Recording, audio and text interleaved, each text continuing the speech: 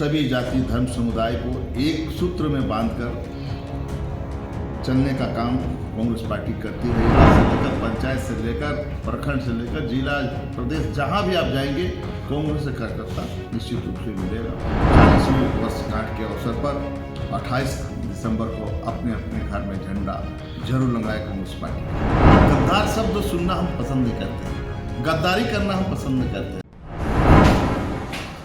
देश की सबसे पुरानी पार्टी के तौर पर जाने जाने वाला कांग्रेस पार्टी का आगामी 28 दिसंबर को 140 साल पूरे होने जा रहा है। हमारे साथ मौजूद हैं कांके विधायक सुरेश बैठा जी। ये भी कांग्रेस के सच्चे सिपाही के तौर पर जाने जाते हैं। शुरुआत से लेकर भी आप अभी तक कांग्रेस में हैं। ये सफर को कैसे देखते हैं और कांग्रेस पार्टी के 140 साल जो हो रहे हैं उसको लेकर के कुछ कार्यक्रम का आयोजन किया जा रहा है? देखिए, कांग्रेस पार्टी की स्थापना 28 दिसंबर 1885 ईस्वी को A.O. ह्यूम के द्वारा की गई थी और इसका पहला अध्यक्ष बनने का सौभाग्य प्राप्त अगर किसी को हुआ था तो W.C.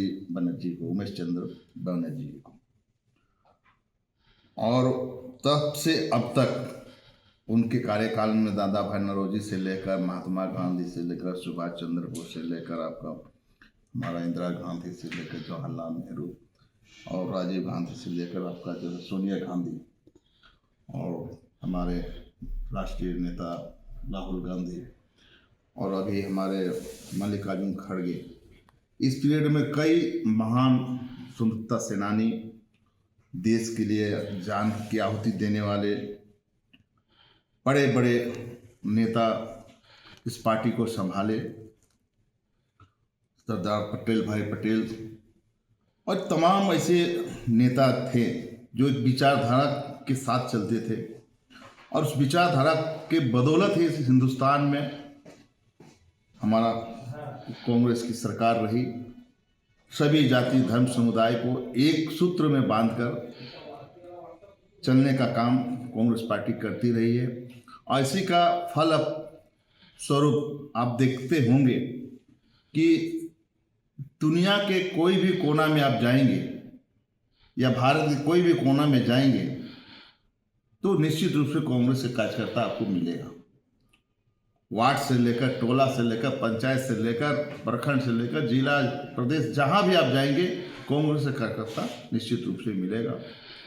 ये जरूर है कि हम हाल के दिनों में हमारा चुनाव में हार जीत हुई है, इसका मतलब नहीं कि हमारा कांग्रेस पार्टी खत्म हो गया। कांग्रेस पार्टी एक महासमुद्र की तरह आज भी है और आने वाला समय भी कांग्रेस पार्टी का ही रहेगी।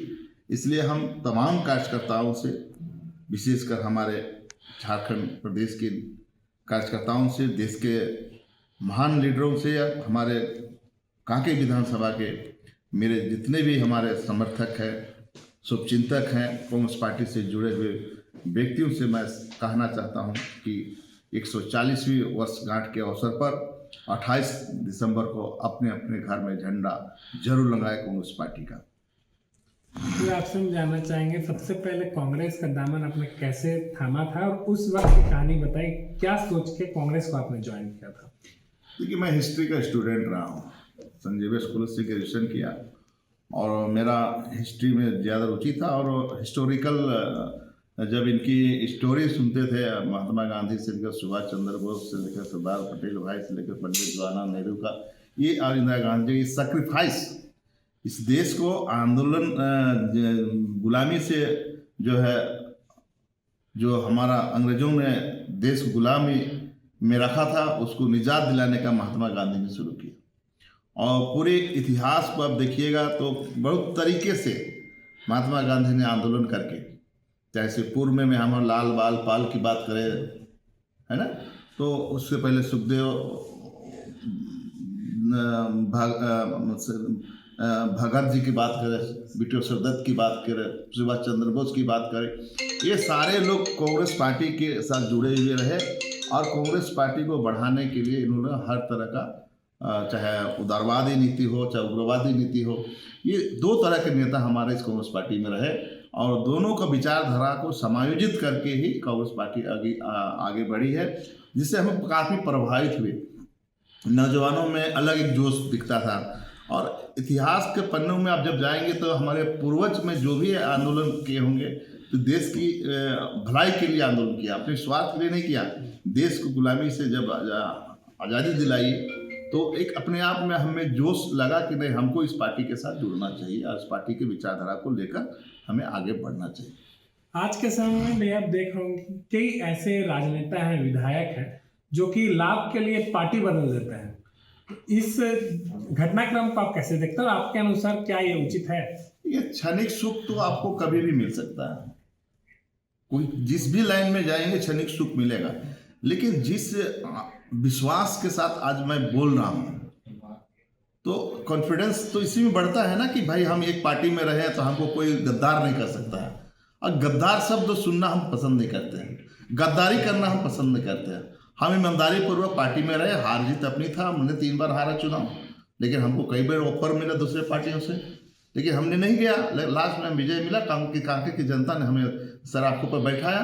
इसलिए विचारधारा से हम जुड़े हुए, हम दोगलापन पसंद नहीं। एक महत्वपूर्ण सवाल आपसे करना चाहेंगे, मौजूदा झारखंड के कांग्रेस को लेकर ये चर्चा चलती रहती है कि कांग्रेस के जो विधायक हैं, मंत्री हैं, उनके आपस में मेलजोल नहीं बनता है, इससे बीजेपी को फायदा हो रहा है। इस मुद्दे को इसमें बीजेपी को कुछ फायदा नहीं हो रहा है। हम लोग आपस में सामंजस्य स्थापित किए हुए, अभी दिल्ली में भी हम लोग विधायक दल की बैठक हुई थी, जो भी शिकायत थी वो सारी बातों हाईकमान के पास रखी गई है। विधायकों ने भी रखा और मंत्रियों ने भी कहा, आश्वस्त किया कि जो भी काम, जो भी प्रॉब्लम्स लेके आएंगे क्षेत्र से संबंधित, जनता से जुड़े मुद्दा को वो लोग निश्चित रूप से हल करेंगे।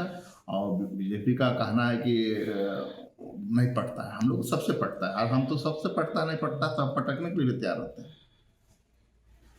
सूरज जी, आपसे जानना चाहेंगे, आगामी 28 तारीख को कांग्रेस का 140 साल पूरा हो रहा है।